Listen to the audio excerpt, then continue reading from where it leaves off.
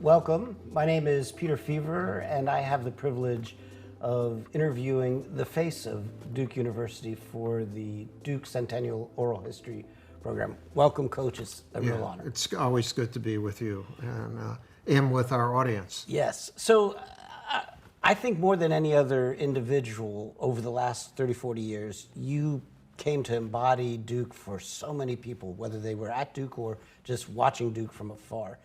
So talk to us a little bit what that's like when you have to carry an institution on your face, for better or for worse. Yeah, well, you became kind of an ambassador Yeah. for the school, which I am now. Yes. I said it's not a new job. I've been doing it since I got here, although the first few years I'm not sure people wanted me to be their ambassador. But, we're on TV all the time. We were, 42 seasons here. In 21 of them, we were a #1 team in the country. Coached in over 250 games where we're #1 in the country. National champs. You get all that attention. And then the guys I coached were such good guys and magnificent players. And so our team and Duke University was one, but it became one publicly more. And I think it's had a positive influence on everything Duke does. Peter, what I liken it to being in New York during Christmas time, and you walk down Fifth Avenue, and there's Saks Fifth Avenue, the store, and you look at all the amazing things, the displays, and that's who we were. Mm-hmm. And you say, I should walk in, and you walk in, and there's 8 to 10 floors of the different departments, law, medicine, you name it. And so I just thought we were the good marketing area and thing for Duke. And boy, did we have a lot to market. Indeed, but I suspect you weren't that ambitious when you first got here. Or if you were, you weren't that hopeful that you'd be able to realize those ambitions. So people have heard the story before, but I want you to tell it briefly. What was it like during those first years? What drew you to Duke? And then tell us how you were able to stay at Duke. Right. Well, I always wanted to be a coach. I graduated from West Point, served 5 years in the military, spent a year at Indiana going for my graduate degree at an MBA. Then I was an MBA dropout. I got the West Point job, and I had looked at Vanderbilt after my fourth year, and was really offered the Iowa State job after my fifth year, but I was in contention for Duke. And I didn't know that much about Duke.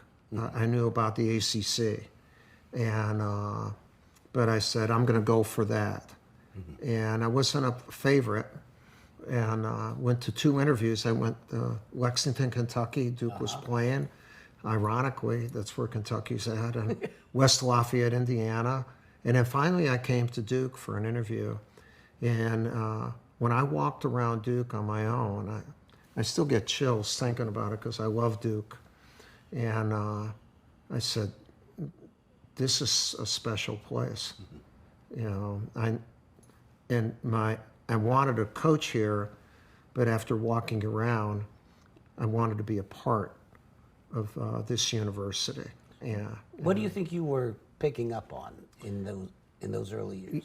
There's a feel for our school. And it's a people feel. I think we're the best people school in the world. I think we're the best school in the world. But we're unique, and people are friendly.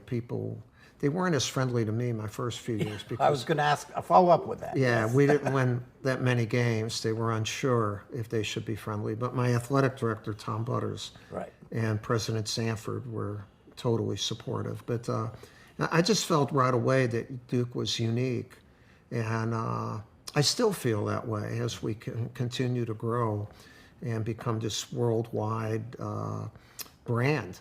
I think we're the best. So talk a little bit about your conversations with the AD Butters.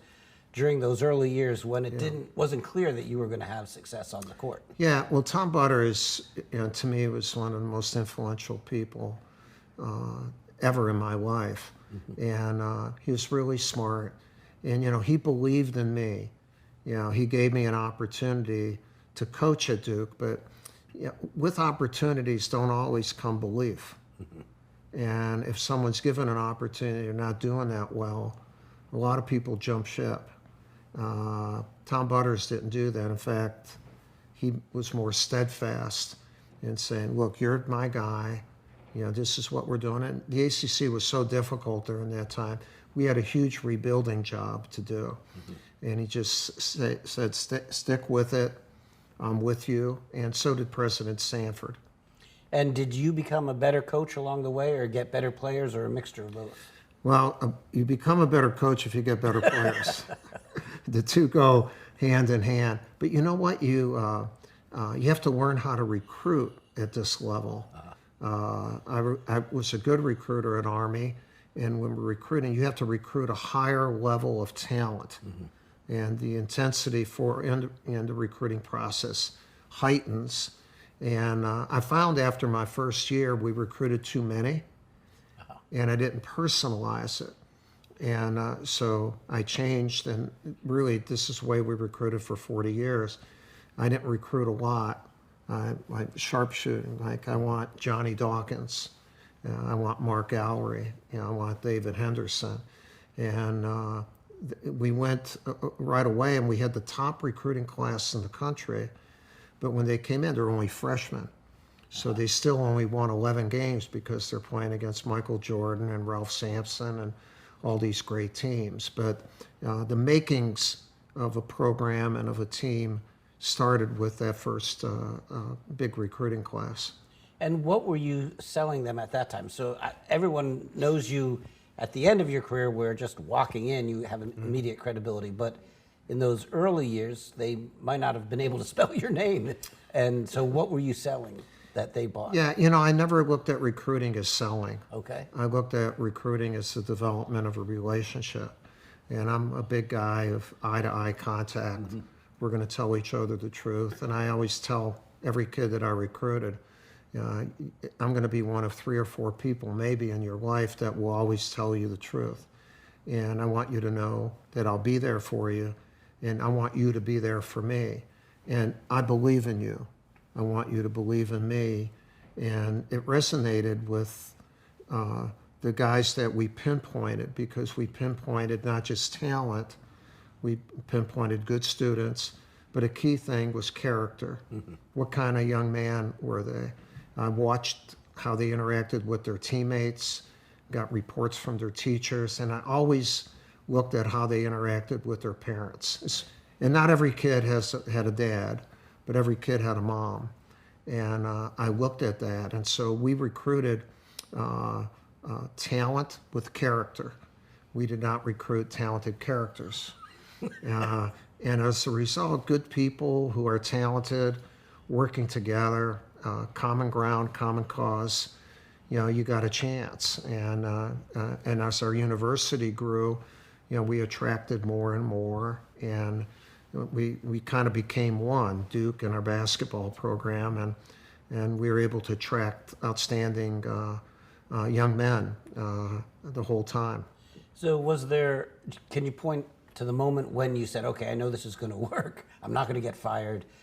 I know I've got a long time to develop this. I never worried about being fired. Maybe I was being young and being a little bit cocky, but I also knew that I had the backing, and I trusted Tom Butters and President Sanford. And I think I'm a competitor, a good, really tough competitor. And so I always believed we were going to win. And it just took a while. And then once we started winning, I believed we could continue to win at that level as long as you stayed hungry and passionate about what you're doing, and you believed in the place where you were at. So I believe in Duke, and that was never hard for me. It was like, you should want to come to Duke, not just to play for us and hopefully win, big, but to be a part of this great university. Well, 1990 was a pivotal year. That's the year Duke hired me, by the way. That's not what made it pivotal, but it was also an important year. Hopefully they recruited talent with character. Well, they got a character, I'll say that. But but it was also an important year for the program and your coaching success. So talk about that first championship and how you sustain the fire after already achieving that. Well, our first national championship occurred really after going to the Final Four times, in 86, 88, 89, 90. And in the 90-91 season, we made it to the Final Four, and we were matched up against UNLV, right, who had beaten us for the national championship by 30 points the year before. And it was one of the epic games in the history of the NCAA tournament, and we won. But it was the semifinal. Right. And getting them from the semifinal to beat Kansas in the final was an interesting psychological thing to do. And but we were able to do that. I remember after we beat Vegas, it was a stunning upset. They had won 45 in a row. And my first reaction was not to jump around, but was to tell everybody, settle down. Settle down. We got one more game to play. And by that Monday night for the national championship, we were ready. And for me, sustaining the fire or whatever is never a problem. I'm a big next page guy, and especially if the last page was a championship of some sort, or really going for the championship, why wouldn't you want to do that again? Except you have to pay the price to do that, and that price is preparation. And I've been a pretty good preparer my whole life. Well, I want to pull the thread on that, because what is evident to folks who attend the game and watching it closely is not just what you do with the players or what the players do on the court, but all the rest of the apparatus around, the managers, the assistant coach, who have very clear roles and assignments at each time. It's a whole system. So talk about that and how important that is for success. Well, people use the word culture or environment. I like culture. We built a culture, and a culture is based on values. And if you have values, the values never change. How you teach, how you communicate, and whatever, and what you're communicating changes. But the values never change. And we had 7: integrity, respect, everyone's important, courage to say or do what needs to be said or done at that moment, selfless service, loyalty, duty, do your job, and trust.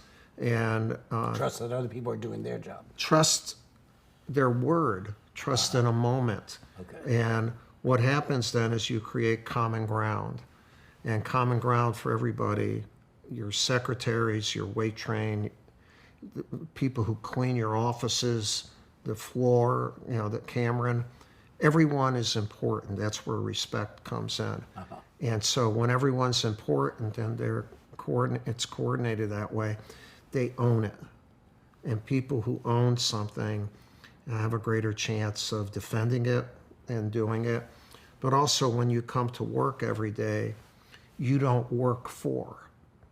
You are Duke basketball. I wanted everyone, they didn't work for me or work for Duke. They owned it. And we were able to have that in our infrastructure. And our players learned it, but they didn't just learn it from me. They learned it from everybody in our organization. And I know from friends that it's almost as competitive to get one of those positions as it is to get playing position. Right. The managers, they have their own thing. I mean, we have anywhere from 12 to 15 of them, mostly men, but some women. And they have their brotherhood or sisterhood or whatever, and they have Their mantra is the difficult is easy, the impossible takes a little bit longer. And my managers are terrific. They've gone on to do amazing things. And in addition to a Duke degree, they learned the dignity of work. They learned how to be on a team. They learned that no job was too small. Yes. I'd take my managers, if I was running a business, I'd take all of them, and we would kill. And so over 40 years of them, some of them had achieved quite seniority in their careers after. Some of them are very rich and have given money back to Duke, or on boards here. Right. And so it's not, when you have a program, it's not just the players, but it's the other students that are helping out, people who help with video and whatever, and to learn how to become part of a team while you're getting this world-class education. Come on, that's a great combination. And learning how to work is a talent. It's a talent, and if you learn how to work together for a common purpose. All right, it doesn't get any better than that. Right. And so they can incorporate that as they move on to what they're going to do with their lives. Well, it allows me to ask the dumbest question you've ever been asked. But wait a minute, I've been, yeah. But I've watched so many games. The guy I like to watch the most is the manager who at halftime had to sprint across the court, dodging refs and everything, but I never knew what he was doing. So why did he have to run so quickly cross court? Well, the easy answer is he had to go to the bathroom. Yeah. But that same wasn't guy it. every time. That wasn't it. No, to make sure that everything was, our escape route was open and the locker room was ready. And if one thing about our managers, if anything that went wrong, you would see, no job too small, and we're going to get it done. I love my managers. Okay, well, let's go back now to the basketball itself. The game changed dramatically over the course of your career, maybe several times, you would say. Yeah. And certainly the enterprise around the game, the professionalism changed. But talk first about how the game changed and how you as a coach had to evolve as the game changed. Yeah, well, if you want to stay with whatever you're doing, you have to be agile as a leader, and you have to keep adapting, not just with communication. I had to adapt with communication my entire life because I kept getting older and they were the same age, the guys. But also you have to hold people accountable, and then you get good attitudes. And the game changed because styles change. Our game is impacted by the NBA.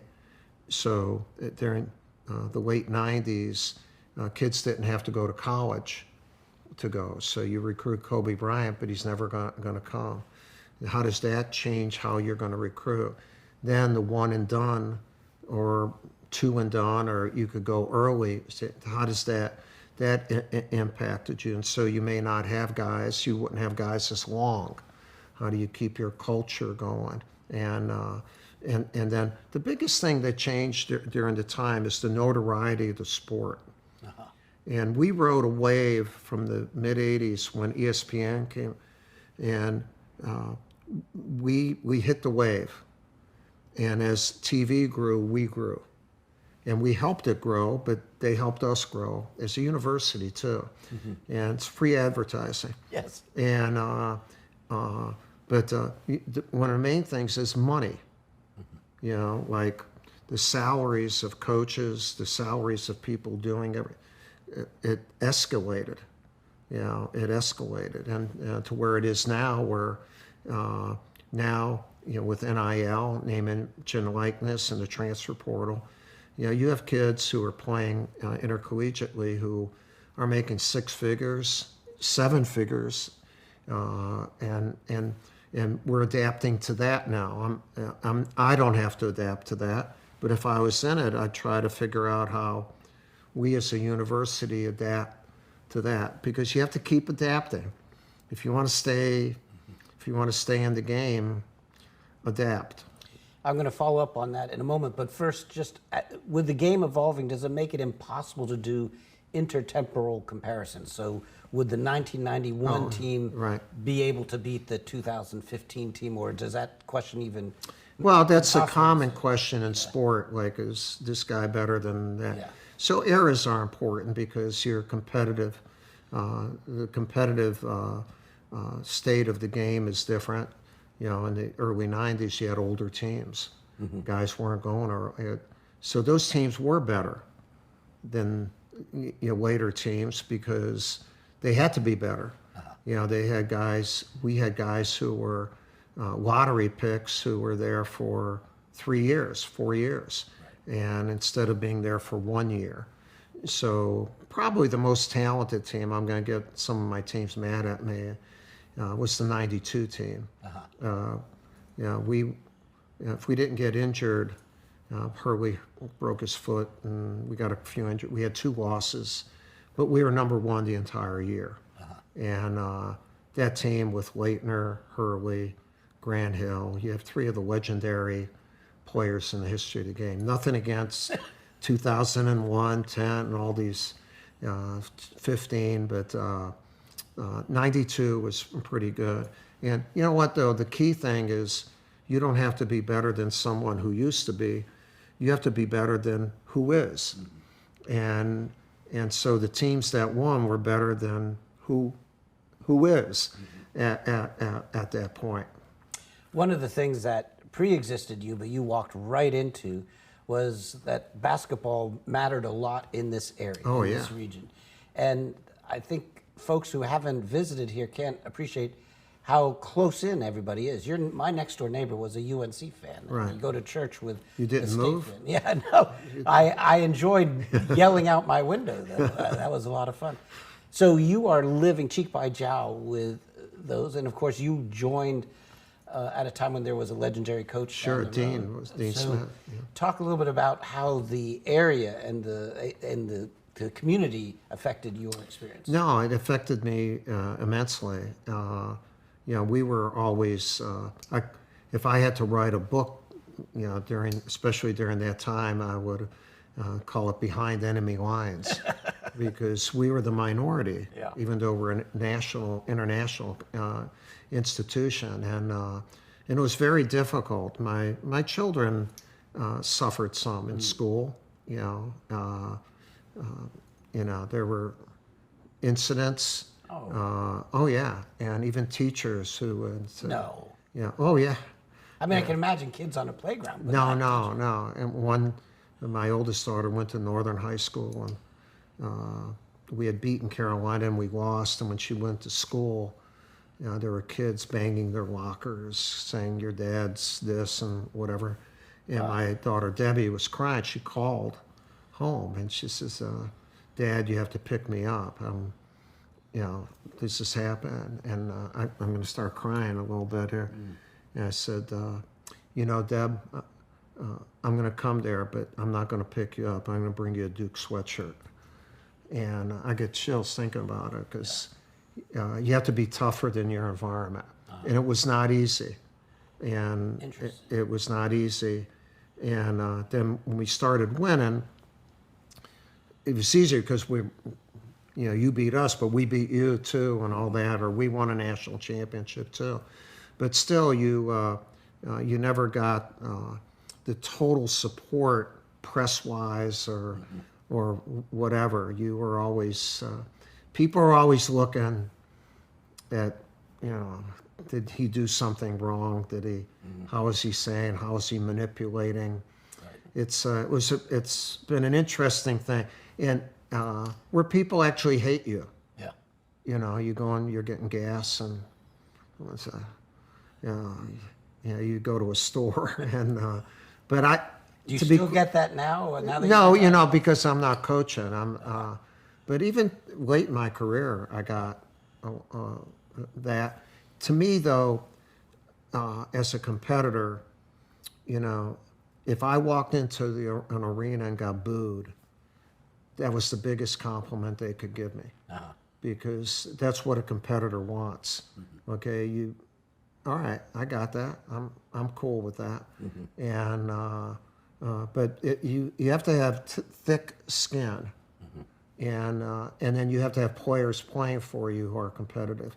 And God bless my family, my 3 daughters and my wife Mickey. We call ourselves the starting 5, and we grew up with building this program, but also loving Duke, and also loving Durham, North Carolina. We love it here, and this is our home. So, whatever you want to say, it's where we live. Well, I've heard you talk about this before, but I wonder if it's some of the strength that you just identified you learned from your mom. So. Oh yeah, and you weren't. I'm Krzyzewski. My dad was in World War II as William Cross. He worked as a utility guy in the Willoughby Tower and an elevator operator as William Cross because there was ethnic discrimination during that time. He was worried about getting a job. They wouldn't give it to a Krzyzewski or someone with a vowel at the end of their name. And, so you learn that from, I didn't even know that my parents went through all that till I went to West Point and got old enough to figure, holy mackerel, what they did was unbelievable. So when I was fortunate to get into the Naismith Hall of Fame in my induction speech, both my parents had passed. I said, and I started crying. I said,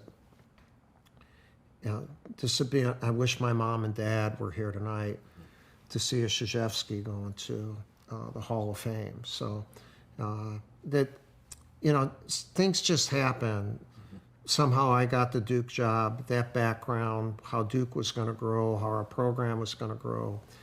It just all worked out. Well, and you mentioned your love for Durham. You've given back to Durham. So talk a little bit about the Emily Krzyzewski Center and what its mission is. Yeah, my mom only went to 8th grade and cleaning lady, but she believed in education. And 19 years ago, we started the Emily Krzyzewski Center. We didn't know the vision of it initially, but it became a center for learning, especially for low-income kids.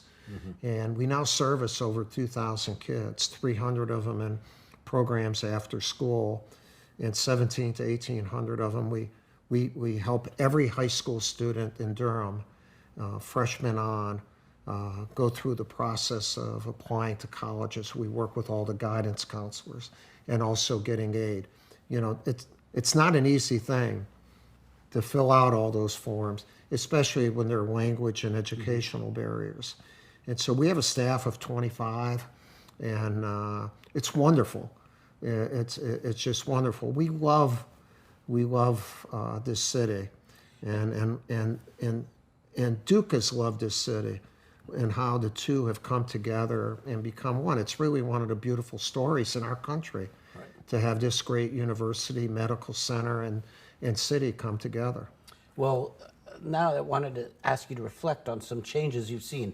Durham has changed dramatically since in the 40 years that you've been, 40 plus years you've been here.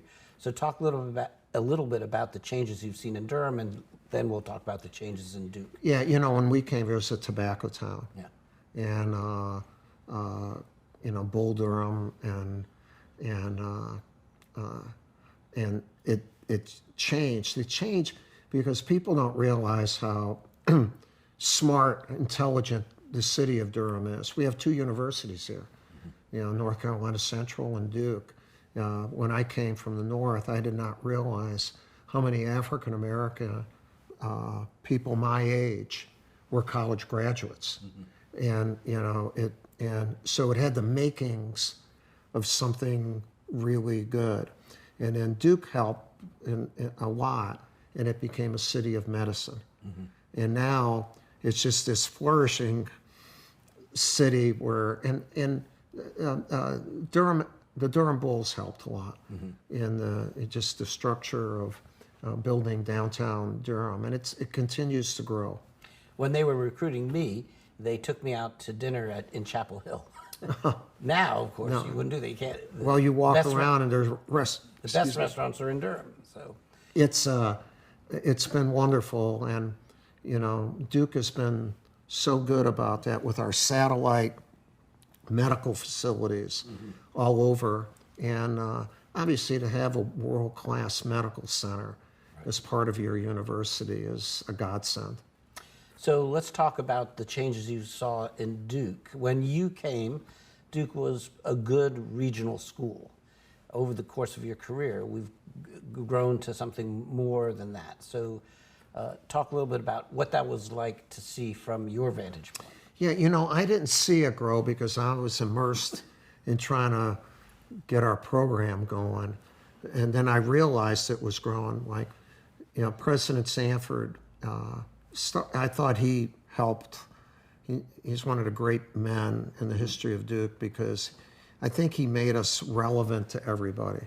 He made us not just a school, but part of a community. And him being the governor and all, that helped. And then Keith Brody, for me, was the best man I've ever known at Duke. And from 85 to 93, we made this jump basketball-wise. Right. And when he and I became great friends, and he would show me how us winning, how everything went up. Right. And so I became aware through Dr. Brody of more of the impact of our program. And I started growing up in that regard. Instead of just staying in my own world, I got more in Duke's world and how I might help the university in other ways. And then we're fortunate to have Nan Cohan come for over a decade, and Dick Broadhead, and now Vince Price. So I have loved working with amazing presidents, not good ones, amazing ones. And with Dr. Brody, God bless him, for me, he has a special place in my heart. The person you did not name, but I think gets at least some of the credit, is Dick Vitale. And the reason is, if you watched the games on TV, you weren't watching them, you were playing them. But he would, during the time, the downtimes, talk about how smart the kids were at Duke, how exciting Duke was. He was the biggest salesman for Duke. Free advertising on. Well, he also, Peter, for college basketball. Right. So Dick and I are close friends. We were on the V Foundation board together for decades. And his passion and his enthusiasm for the game, and then because we were so good we were so good, he had so many of our games. And coming to Duke, he fell in love with Duke. Some of his grandkids go to Duke or have graduated from Duke. And we got him away from Notre Dame a little bit in doing that. So let's talk about the moment when we might have lost Coach K. So this is 2004 and 4 and 5, yes. Yeah. Okay. And the chance to coach at another level that was obviously tempting to you. So talk a little bit about what was tempting and then what made you decide to stay. Well, I think I was 57 at that time, and we had won a lot, and I started thinking, I probably have a decade or so. Is this what I still want to do? And the Laker job opened, and Kobe Bryant, who we recruited, was there, and I started looking at it, and then it became serious, and they came out and they offered this amazing package, and but I could not leave Duke. Why? Yeah, I love Duke, and we were making good money, not what they were going to say, but it wasn't just the lifestyle. How many people can do what they love in the place that they love? I don't know. That's pretty damn good, and I my family, we could not give it up. And it's a quick real story about Tom Butters during that time. So my first salary here at Duke was $40,000, and in 1980. Now it's 2005, 25 years later, and the Lakers initially offered $40 million for 5 years, and so I called Tom Butters. And I said, Tom, 40,000, 40 million, what do you think? And he had a great sense of humor, and he said, I think you should give me a 10% finder's fee. So I said, you son of a gun, I'm going to send you a check for $4,000, and thank you. But that's the kind of relationship we had. And you know what? That's really the kind of relationships the people at Duke have. I think everyone learns to work together really well and have each other's back. Now, in lieu of going to the NBA, you added a different dimension to your career, which actually neatly parallels Duke's internationalization as well. So you joined USA Basketball, and talk a little bit about that, and as you became more on the international stage, not the national stage, but the international stage, and were representing Duke in those settings, what that... Yeah, just a couple of months after I turned down the Laker job, Jerry Colangelo, who ran USA Basketball at that time, said that he had a meeting with a bunch of former Olympians and that, and he offered, became the first national coach. So 4-year period, and it was an honor. And you don't get paid for it, but you get paid in so many ways. And then I did not realize you did not get paid to be coach. No. The players don't get paid either, but that's fine. What you learn and what happens is priceless. And because we built a culture there, Jerry, myself, and the players, when we won the Beijing Olympics in 2008, he asked me to be that coach again, and we won in Istanbul in the World Championships in 10, in London for the Olympics in 12, and he said, I'd like for you to do it one more time. And we were able to win in Madrid in 14 and Rio in 16. And those 11 years helped me immensely. I think it helped our school too, especially in different parts. In Asia, definitely, where they follow the NBA religiously. They do. They have more NBA fans in China than anywhere in the world. And when we're there, and then all of a sudden I'm the Duke coach, and all these things, you get noticed. And you get noticed at this high level because of the company you're keeping. And that company is pretty good, and that company won. And initially, Duke probably did not have an international as recognized a name as some other schools, Harvard or what have you. And so did you go to places and they say, well, who's Duke? What's Duke? No, you would actually see people with Duke stuff on, and that made me feel very, very proud. And you know what, it shows that we talked about earlier, the marketing ability of sport, especially sport that's done the way the university would want that sport to be done. So this trajectory that my career in Duke University is kind of crazy, really, how it all, but it worked because we had really good guys, and they won, and I had this opportunity to coach the U.S. team. So how would you do something if you didn't have them for 3-4 years, like you could hope with a college player? Right. You had them for 3-4 months, maybe, or weeks. Less than that. Yeah. So how could you build team, and when so much of what you did involved a lot more time? Well, first of all, you're dealing with men who are very accomplished, and they're very talented. And the key thing is to get them all working as one. And so you go through, building a culture, having standards, common ground. I would always tell them, you're not playing for the United States. And they'd look at me like I'm nuts. And I'd say, you are United States basketball. And here are the reasons why you're United States basketball. And we would always meet, and I call it the development of standards or common ground, and figure out how we were going to live for that period of time. And then we would hold each other accountable during that time. They loved it. what I found my whole career was, the outstanding players want to be coached. They want to be coached and they want to be held accountable.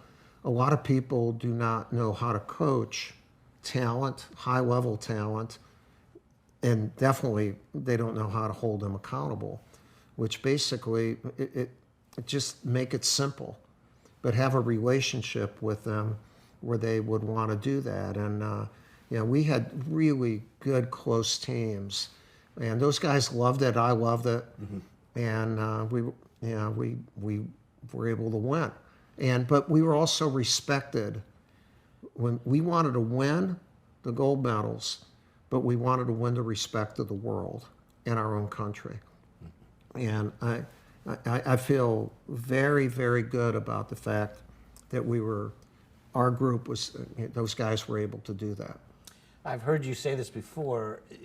One of the pivotal moments in I think your first Olympic team was when you had them meet up with veterans. Definitely. And so, or maybe they were active duty folks. Active duty. So that brings another thread to your long career, your military service, but you've remained close to the Army and to the military more generally ever since. So talk about that moment with the Olympics, and then we'll go back and talk about the military. Yeah, well, the greatest team in the world is our military. The greatest team in the world is our military. And so to have our U.S. team associated with the greatest team, if we want to be the greatest basketball team, seems pretty simple to understand. But how do you connect them? And we had wounded warriors speak to them, and the wounded warriors wanted to serve again. No excuses. My guys are crying. We would go to military installations. We would do a lot of things with the military. So Peter, it's important to hear and see, but you have to learn how to feel. And we try to give them feel moments, not just hear and see. And when you feel it, it goes here.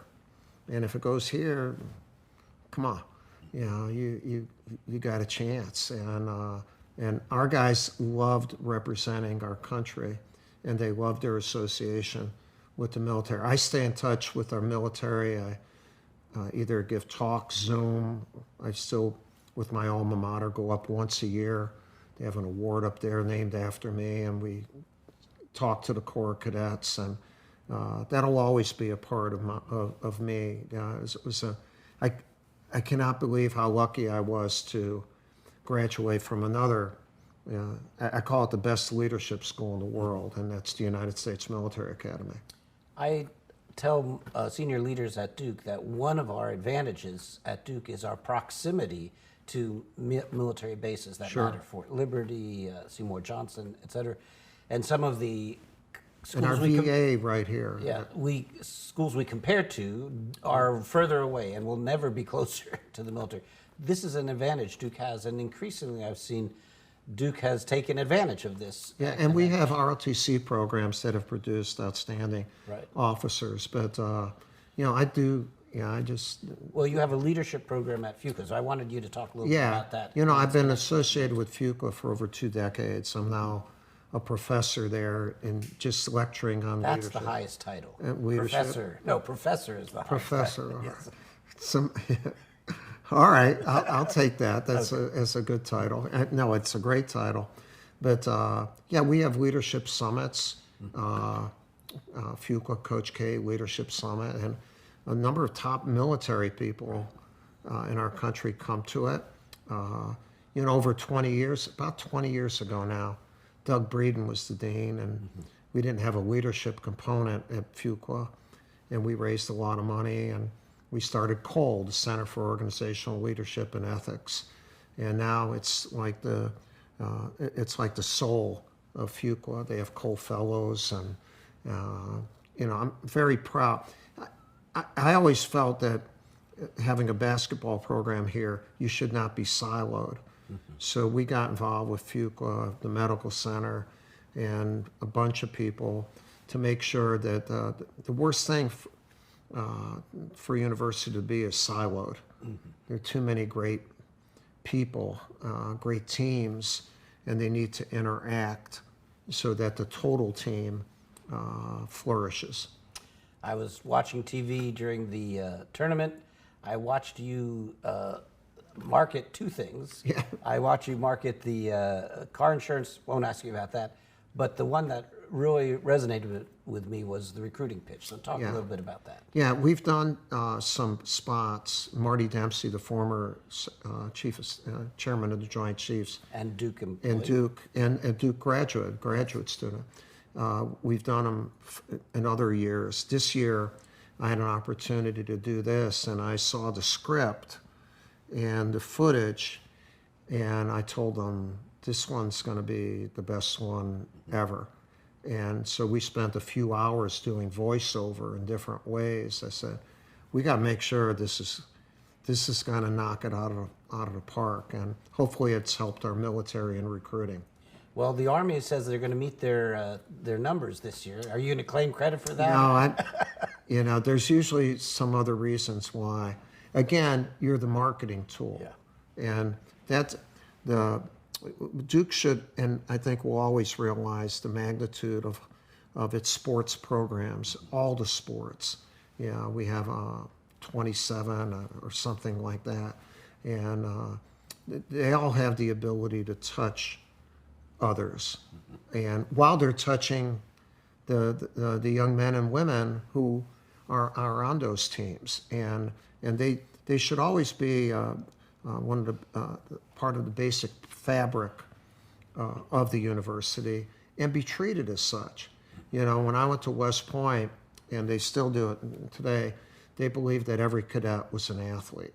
In other words, that being an athlete was part of the educational process, because what you learned on the field, on the court, on the diamond, those are lessons that can be incorporated with what you're learning in the classroom. But not every athlete can play on the team. I know this because I told you I had 4 years of college eligibility left. You've never taken me up on that over the years. You know what? But we have great clubs and intramurals, and it doesn't. It's not just athletics, but there are teams here in theater and all in different aspects of the university, and that's why I always think of Duke as all the students here don't just go to school here; they live here. Mm-hmm. They become part of different communities that, and these clubs and activities and sports and whatever, and that gets them even closer to the university. And of course, they learn a lot they learn about other people here. And this school is a people's school. Mm-hmm. Whenever I recruited, I said, what major are you going to? I said, you know what, you're going to major in people. The best thing you're going to learn at Duke is people. And so throw yourself completely in. That allows me to ask about another rite of passage that most Duke undergraduates who come here want to do at least once, and some do more than once, is camping out in Krzyzewski. And it's crazy. As a professor, I have mixed views about this. No, it's, now when it first started, that was like a rock concert going on out there. It was crazy. And, but it's become this village. Yes. This this life center or whatever for about 7 weeks or whatever, and it's almost like a rite of passage for it to do it at least once, and I love it. And my daughter Debbie, who is an assistant athletic director, she works closely because they have line monitors. It's an elaborate thing. They have their own government. Yes. And they make friends that they would not normally meet and make. And then they obviously support our team magnificently. Well, this allows me now to ask about something you referenced at the very beginning, which was the changes in the way college athletics, the NIL, which extends well beyond basketball and football. It does. And has made some people wonder if the golden years of college athletics is in the past. That experienced the best of the years, and now it's going to feel different. It's a business. It just doesn't feel the same. So talk a little bit about that. Well, and also the organization of the NCAA, which has not done a really good job over the last decade especially, and where conferences are. Like, what will be the future of Duke University? Will there always be an ACC? You know, what will happen? We're in that midst of change. And so it's incumbent on our leadership to make sure they keep abreast with what is happening and position our university in a way where we can continue to be at the highest level. Again, you're adapting. You know, it's a change, and so much of it is because of college football and because of TV. And so, okay, is it worth figuring out? You're damn right it's worth figuring it out. And if I can be a part of helping to figure that out, I'd love to be a part of it. You've mentioned a number of leaders who you thought had a key impact on Duke, but also, of course, on you. Are there any others, and to include ones from the further past, before you got here, that you say that's a key figure in the evolution of Duke? Well, I think what President Sanford did, he organized, I call it the Rat Pack, you know, with Gene McDonald, who I think is one of the great unsung heroes of Duke University, and what he did with the money from Duke and Duke Corp, you know, how he started everything. But Chuck Eustace, Ken Pye, who ran Tom Butters, that group of guys, it wasn't just academics. They were trying to figure out how to get it all going. And then it was brilliant to have Dr. Brody take over because he was in the medical center. And so now you had that moving, but now how do we incorporate this unbelievable medical center into what we're doing? And I think during that period, the 80s, there are probably a lot of unsung heroes, but you know, and Ken Pye was one of the brilliant people ever here at Duke. And but President Sanford got them all together to figure this out. And then Dr. Brody, I thought, did a great job of just keeping it going. And for me, the guy who did the most for me was Tom Butters, and he was a visionary. You know, Keith Brody did something that was never done in intercollegiate athletics. He made an athletic director a vice president. And it was a key move because it meant that when the leadership of the school would meet, athletics was represented, and now everybody does it. And so that's what I'm saying. There were some unbelievably big moves during that time. And not only did he bring an athletic director, but he brought Tom Butters there. And I think that decade, and again, that was my first decade here. I just was around superior people who had great vision, and it's helped create vision for others, you know, for our university. Over the course of your time at Duke, there were some shocks that were positive or developments that were positive. There were some negative ones, the harder ones, the lacrosse, the Great Recession, the pandemic. Which of those, or others that might have been even more impactful that I didn't mention, which of those was the hardest for you to adjust to, that you found it had the biggest impact on you? Yeah, personally, the pandemic, because, wow, you know, like I'm a hands-on guy, and that was the worst year of my coaching career. You know, like worse than the year you hurt your back? Yeah, because I couldn't even coach until October. Guys were living in hotels and at the Washington Duke, and no one knew when the end was going to be. No one knew. It could have been indefinite. When the end. I think one of the tragic things was the lacrosse. People call it a scandal. It was a mistake, you know, and how everything was handled. And I think we learned a lot as a university, And I think one of the things we hopefully would learn and keep that lesson alive is not to rush to judgment, and make sure that we're there. But no, for the most part, Duke it's been a pretty good ride. It's been a really good ride, and I see it. One of the things I love about Duke is its uniqueness.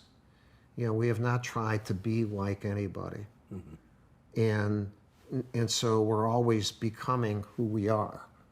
If you're trying to be like somebody, you forget about who you are. Like, I'm supposed to be doing that, and I hope we always maintain that. And I think we're the best university in the world, but I also think we're the most unique, and I've loved that. I have absolutely loved that about Duke. Well, you may have already answered this, but this is going to be my last question. What do you hope for Duke? So if you and I were going to be meeting again 25 years from now and saying, okay, what do you hope Duke will look like in 25 years? Yeah, the ability, one, to continue to be unique. And being unique, everything can't be all planned out. You have to do some things by feel.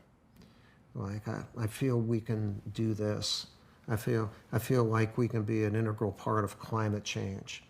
I feel like we could have the best cardiology department in the world. Like, we have so much talent here, and not just to feel as a university sports-wise or whatever, but to listen to the talent we have, okay, in all these departments and ask them, what do you think?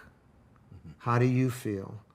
And then feel their passion and commitment, and then, go for it. Go for it.